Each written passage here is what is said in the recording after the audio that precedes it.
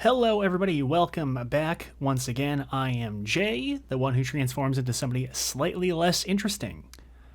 So it's been a little while since I've checked in with any of the Energon universe stuff or Transformers. I'm busy. I swear. I promise. This is not me forgetting. I didn't forget. I'm getting back to it eventually. I promise. Except I don't promise because I'm a liar. But anyways. But I figured what better way to get back into the swing of things than talking about the just recently released Transformers 1. It's only been out for about a day or two now, at least at the moment of recording, and honestly, there's very little discussion I'm seeing of it. It's not getting a whole lot of attention, and honestly, for the worse, because this was a pretty good movie. I really thoroughly enjoyed it. I kind of went in expecting a very whatever expectation out of it, but from what little word of mouth I've been hearing, it's getting good reception from everybody else, and I honestly really enjoyed it. So I'm not going to go do a full recap of the plot. I'm not going to go super in-depth onto it just because, again, it's brand new. I don't want to spoil it. I'm not going to get too heavy into spoilers. They spoil a few things here and there, but nothing significant. Or at least nothing intentionally significant. But no, I went in with very little expectations out of it, and I thoroughly enjoyed it. I know a lot of people were kind of turning on it after that initial first trailer, which was a really bad trailer. I'll say this right now. I'll say this right up front. If you've seen any trailers of the movie, ignore them. They have absolutely zero indication of what the movie is actually like. So I'll say that at first. It's a surprisingly serious story. It's not completely serious. They do have comedic moments. They do have some lighthearted stuff in there. It's a fairly standard, family-friendly hero's journey type of plot. It's obviously the plot is learning the origin story of Optimus Prime and Megatron and the lead up to them falling out in the beginning of the Autobot-Decepticon War, blah, blah, blah, blah, blah. You already know the story. Just from the premise alone, you can kind of already figure out the story beats from there. So I guess we'll just go rapid fire through the cast. Obviously, we'll start with Optimus, or Orion, I suppose, because that's what he's called throughout most of the movie. Again, it's an origin story. I enjoyed him for the most part. I thought the way they do his origin and the way they set him up is interesting. In the way the movie handles kind of the deepest lore stuff of Transformers, it's very much a kitchen sink approach. They take a little bit of Marvel, they take a little bit of the Sunbow cartoon, they take a little bit of IDW, a little bit of Aligned, kind of cram everything into a big blender, mix in a couple of original beats here and there, and they kind of throw that all in one big massive blob. And for the most part, that approach works. There's nothing that really feels contradictory. There's little moments that when you think about them in the greater scheme of things, they feel a little iffy, but nothing that completely breaks it. And a lot of stuff you could probably justify later. So in this incarnation, Megatron and Optimus, or Orion and D16, they're miners working in an energon mine deep underground. The way the movie sets up the lore is after 50 years prior to the start of the movie, there was a war between Cybertron and the Quintessons, and Cybertron more or less won the war is what they set up, but the surface of the planet got so fucked up that everybody had to move underground. So right now they're all living underground, and the primes are quote-unquote gone, and so because they're gone, there's no energon coming out of the planet anymore, so they have to dig underneath, they have to mine for it. It doesn't just spontaneously come out of nowhere. Cybertron's kind of dying, more or less. It's that sort of general plot beat. So they're both miners, and their dynamic is very interesting because they kind of turn the expectation on your head where Orion he's a very standard snarky hero protagonist. I wouldn't say snarky, but very standard hero protagonist. He's, lower. He's of the lowest kind of class of society. They play up the classism angle a lot in this movie too, where the way they handle it is there are some Transformers who do not have the ability to transform. They were born without it, and they're kind of like a lower caste. That's kind of the way they handle things. So both Orion and D16 can't transform, so they're basically useless shithead miners. Orion is this big optimistic dreamer. He kind of wants to escape from the way he's set up. He's breaking the rules, breaking protocols. and just wants to kind of live his own life and build his own destiny, sort of. And he dreams of something bigger, something greater. He wants to make a name for himself. And Megatron, surprisingly, is the exact opposite. He is very much a goody two-shoes, living by the book, doing everything the government and the current leader is Sentinel Prime. He's the main villain of the movie. Doing everything, Big Daddy Sentinel tells him to do. He is very much not what you would expect Megatron to be. He is, honestly, he's more what you would expect Optimus to be, where Optimus is very much the idealist, but he's living by the book, living by the rules. He wants to maintain the status quo, whereas Megatron's more of a realist. He wants to go out there and change society, and they flipped that. And for the most part, I think it works. It takes a little bit to get used to that dynamic with them, mostly because, again, it's Megatron. You kind of don't expect him to be, oh, well, we shouldn't be breaking the rules. We shouldn't be betraying the government or anything like that. And they kind of build his arc throughout the movie where initially he gets swayed by Orion to go do all this crazy shit, and that kind of kisses off the plot.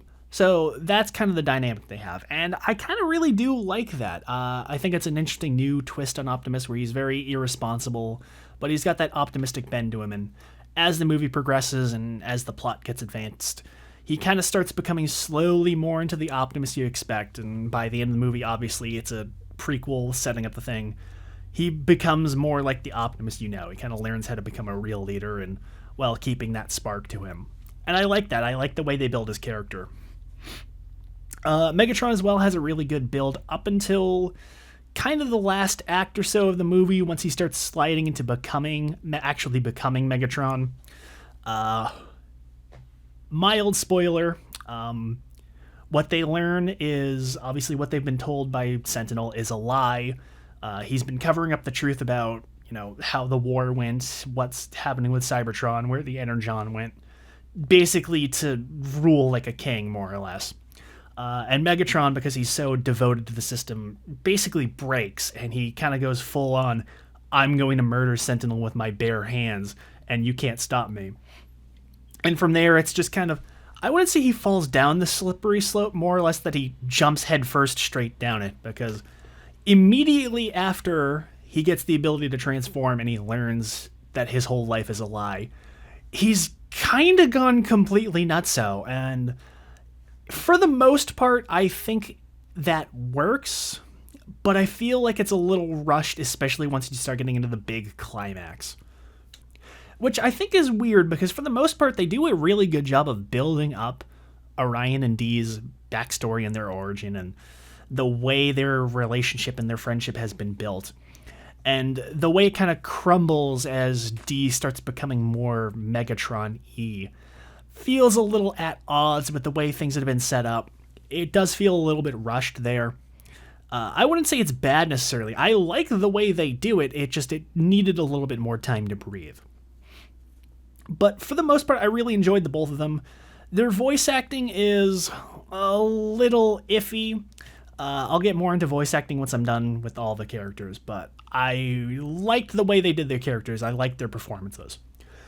The third major character is Elita, who, I'm going to be honest, I liked her a little more than I was expecting, but I kind of didn't care much for her. I thought she was okay. I'm usually not the biggest fan of Elita, mostly because, well, she's just kind of a bitch and not really all that likable. And you know what? Hot take for you all out there. Pretty much every female Transformers, save for RC, is just kind of completely unlikable, and this movie, more or less, is an exception, but still not, winning me over. So I was very much expecting them to do the, I hate to phrase it this way, the I'm too cool for you, girl boss, I'm better than all these guys, fuck you kind of archetype. And to be honest, she kind of is, but in a weird way, the movie actually earns it. So again, because the way they set up Cybertron is this very caste-based society where it's, you have to earn your merit. It's a meritocracy kind of thing. You can never really rise too high in the society, but you have to fight tooth and nail to earn any kind of recognition.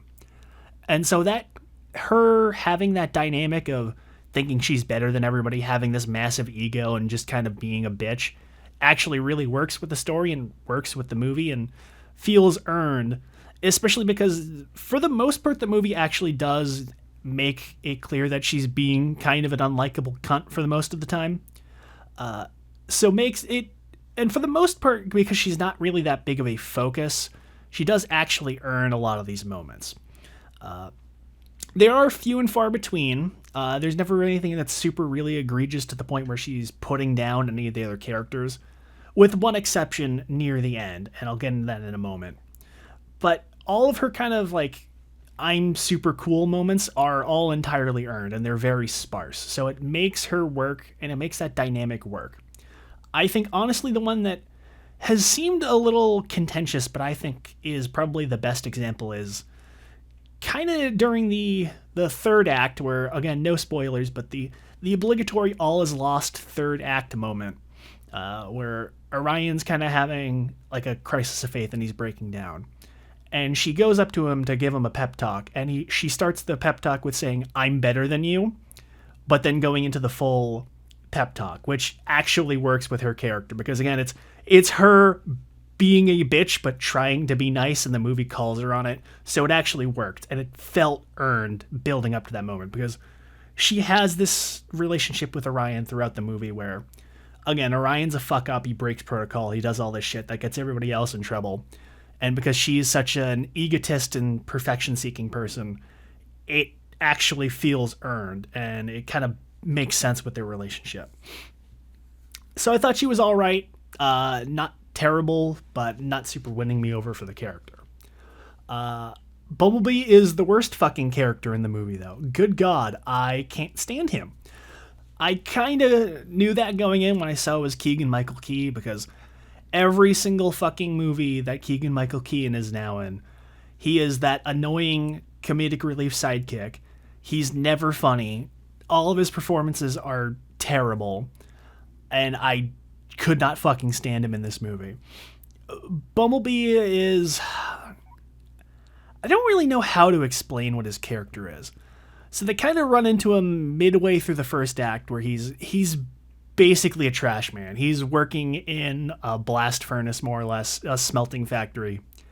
And he kind of just tags along with them for the ride because he happens to be there when they find a plot critical item that kickstarts the plot. So he really has no reason to be in this movie beyond that initial scene. And he's very much a hanger-on, and he never shuts the fuck up. And like 99% of the things he says are insufferable. He has a couple of funny moments, a couple of little moments here where I'm like, all right, that's kind of funny, gets a chuckle out of me. But most of them aren't really earned. Most of them are kind of weak. He just kind of keeps running his mouth throughout most of the movie. And he's just a distraction. He's very much just a distraction as a character. I don't like him. I kind of just hope he doesn't fucking show up if they ever make another one of these movies. I don't really have anything nice to say about him, honestly. Moving on, there's not a whole lot else of the cast that isn't getting into spoilers. Real quick, Sentinel is a really good villain. He's that kind of smarmy, egotistical politician type. I would say he's a bit like Sentinel from IDW in terms of personality, where that he's no, am I thinking the Sentinel from the comic? I don't remember. One of the primes from the comics that I think the one before I can't fucking remember the name now. But he's kind of a huge cunt, basically, at the end of the day. And he's a really good, effective villain. They build him up really well. I like the way he's incorporated into the backstory and the way the role of Prime is treated, and his relationship to it as well. It cribs a lot of that from IDW with the way the legacy of the Primes thing goes and how Optimus fits in and how the original Primes fit in. So that's all I'm really going to say without spoiling. And so I really liked that. He was a really effective villain. Him being the villain is not really a twist. You can kind of figure it out a mile away before the reveal. But he's good. He's effective. Beyond that, not a whole lot else of characters. Alpha Trion shows up midway through the movie to kind of reveal more of the plot, reveal kind of the greater details behind Sentinel's villainy and all that. He's really not in the movie all that long. He's in the movie for maybe like 5 minutes or so total. Lawrence Fishburne plays him, and he does a really good job. But he's not a super important character beyond exposition purposes. Beyond that, in terms of significant characters, we meet the kind of core members of the Decepticons before they've become the Decepticons. Starscream, Soundwave, and Shockwave, which again was spoiled in trailers, so it's not really a spoiler. Their version in this is that they used to be part of the high guard of the Cybertronian army, but after the war ended, they kind of went renegade, and they've been living on the surface as... They're basically terrorists. They're like a proto-Decepticon, terrorists attacking Sentinel and his evil schemes. Starscream is the original leader of the team before Megatron usurps them, obviously, at the end of the movie. Again, not a spoiler because you can figure it out because it's Megatron and the Decepticons. I actually really did like Starscream in this movie. I got fucking sucker punched, though, when I found out he was Steve Buscemi, which was a really weird but really good casting choice. It's, in terms of performance, it's Steve Buscemi. He's giving exactly the performance you would expect from Steve Buscemi. But he's really good as Starscream. I really like the Starscream in this movie. It's a nice new take, but is very still much familiar Starscream. There's a very interesting moment that seems to be catering to a specific subset of Transformers fans, where there's a scene where when he's first introduced, Megatron starts choking him out, and he says harder while he's being choked, which is yeah, I know exactly the type of viewer that's being catered to with that line. Beyond them, Soundwave and Shockwave don't really do a whole lot. Soundwave is just kind of Soundwave. I really hated Shockwave in this movie because he's basically just a punching bag. He does nothing serious, and he gets just kind of fucked over in every scene he's in. He has a couple like good gags, but they're really like gags about him rather than like with him. Like he gets punched in the face, or I guess his eye, and he's like, I got punched in my fucking eye, ow. And like shit like that. He's basically just there to get beat up, and he doesn't really do anything important. And it's like, I don't really know what his personality is supposed to be in this movie, so I can't really say whether he's a good character or not, because he really doesn't do anything important. It's fine. It's whatever. He's not really in the movie all that much anyways. But, you know, for all the Shockwave fans out there, you're prepared to be disappointed. So, yeah, getting into that in terms of performances, I thought Chris Hemsworth as Optimus was interesting. For most of the movie, he's just kind of Chris Hemsworth doing his American accent.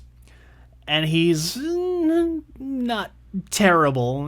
The script kind of makes that performance work with him, and he does a good performance, but I'm not a particularly good fan of the voice he does. Though near the last act, once he starts actually becoming the Optimus that we know, he starts to incorporate a bit of like a Cullen impression into his voice, especially during like the big final climactic battle.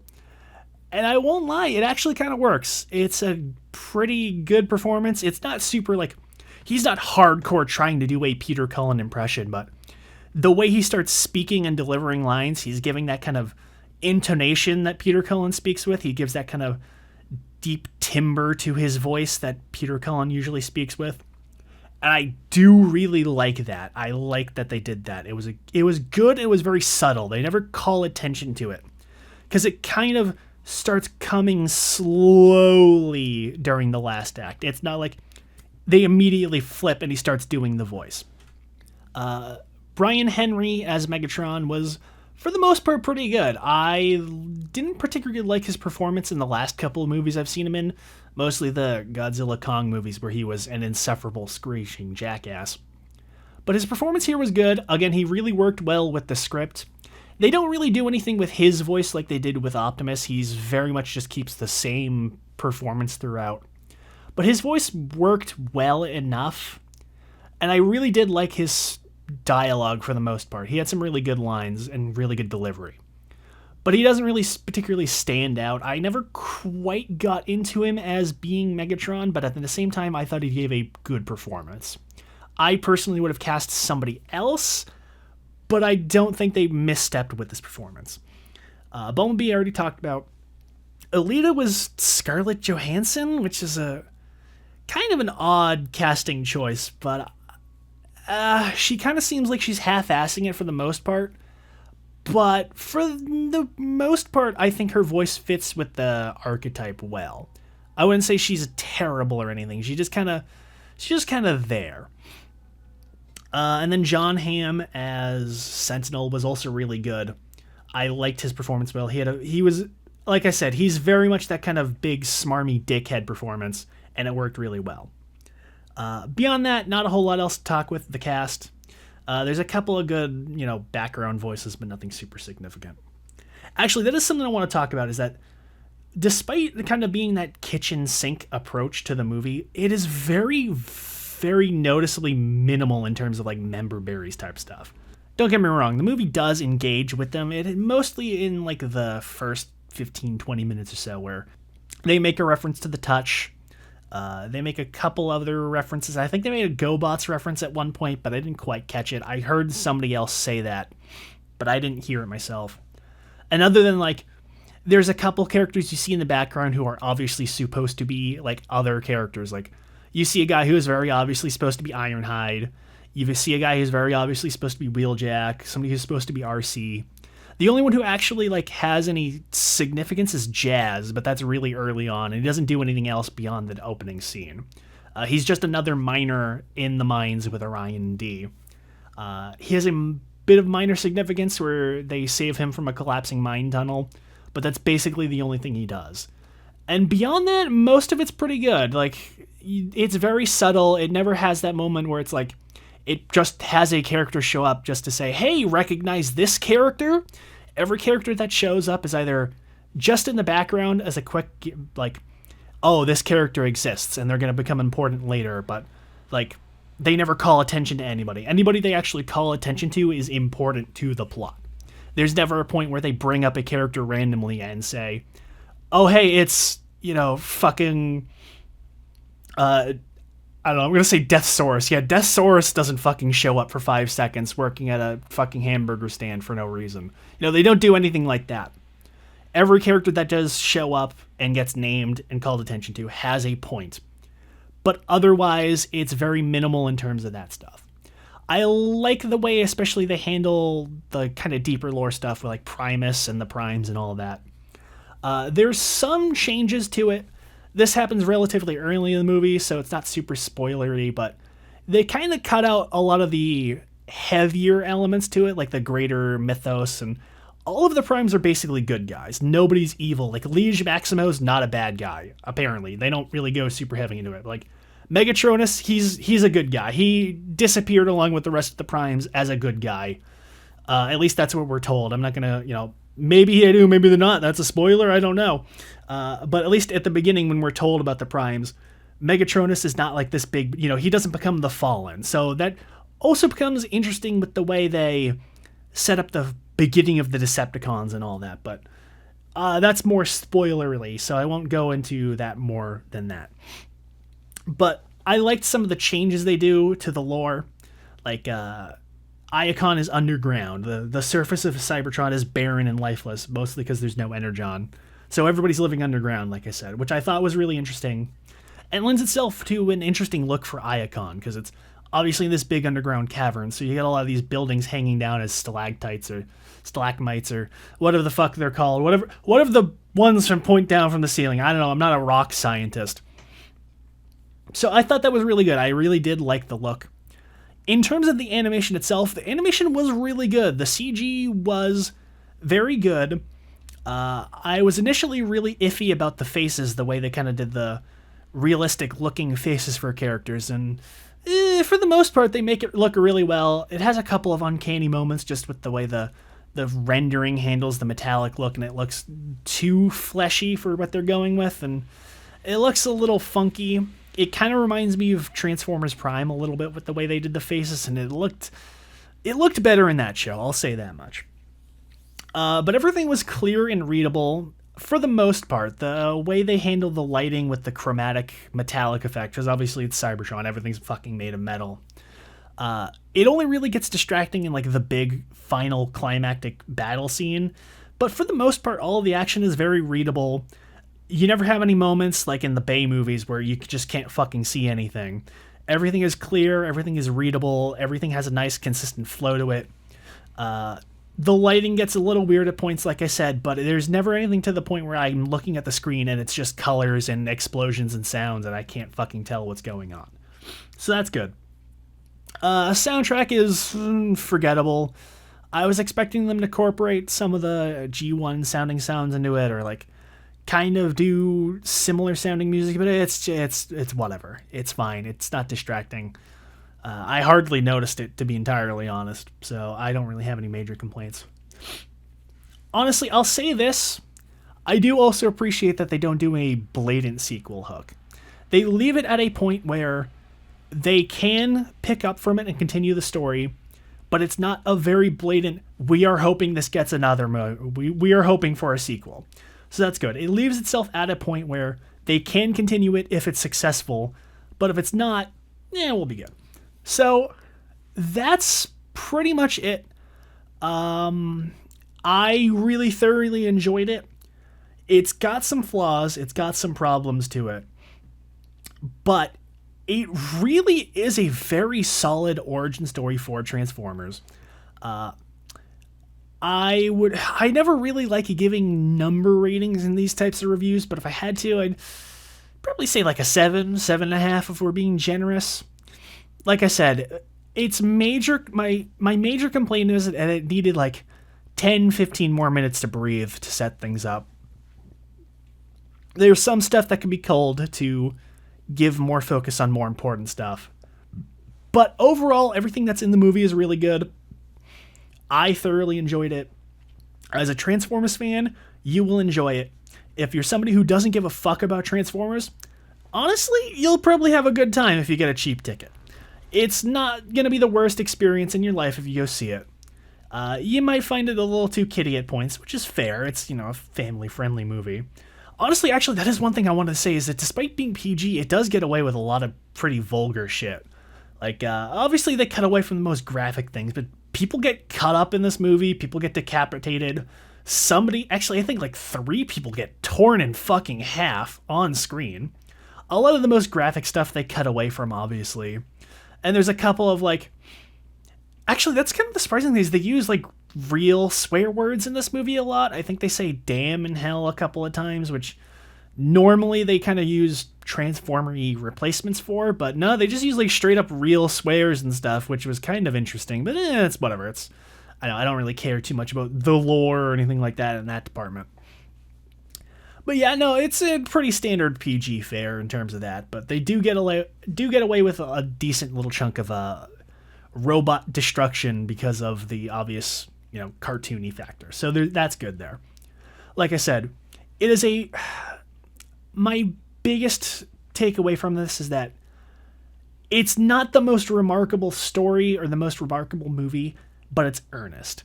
It tells its story earnestly. It takes its story seriously. It's not completely serious. It obviously has comedic moments, but it treats itself seriously. It never at any point has to justify its existence with irony or self-deprecation. And for that, it takes what is a fairly standard, not super original plot and makes it really fun. It makes it really good as a Transformers fan and just in general as a movie. I honestly would highly recommend you go check it out if you have time to. Honestly, that's kind of the weird thing, is that nobody's really talking about it because everybody just kind of expected this movie to suck ass. And I can't blame you. If I didn't get told this movie was actually good, I would not be sitting here talking about it. I thoroughly suggest you go see this, and I suggest if you like Transformers to tell people to go see this. Because at the moment, it's not doing super hot, and I think that might kill it, because if this movie does make a profit, if they do make another one, I think it'll be much better. I sincerely think that they will be able to pick up on the things that people didn't like about this movie and make it better. Because it really shot itself in the fucking foot early on with really bad early promotion. And at the moment, there really isn't any promotion that I'm seeing at the very least. So, sincerely, if you like Transformers, go see this and tell people to go see it. If you don't like Transformers, I don't know, if you got a free fucking weekend or whatever, go see it anyways. It's like 90 minutes. You're not going to kill too much time. You know, it's good if it's a rainy day like it is right now when I'm recording. So yeah, that's pretty much my final thoughts on it. In terms of me, I'm going to attempt to get back to doing the Energon Universe stuff within the next week or two. I'm in the middle of finishing up a script for a nice little long video. Gonna try to squeeze out another smaller scripted video, and then once those are done, I'm gonna go on to doing the next Clone Saga video and kind of focus on those for the majority of either the end of this year or next year. So no promises on when, but ideally I want to have the next Clone Saga one done by January. And I think I should be able to hit that goal. But no promises, because my life is unpredictable. But enough about my life. You enjoy yours, and go enjoy it by going and seeing this movie. Thank you very much for watching.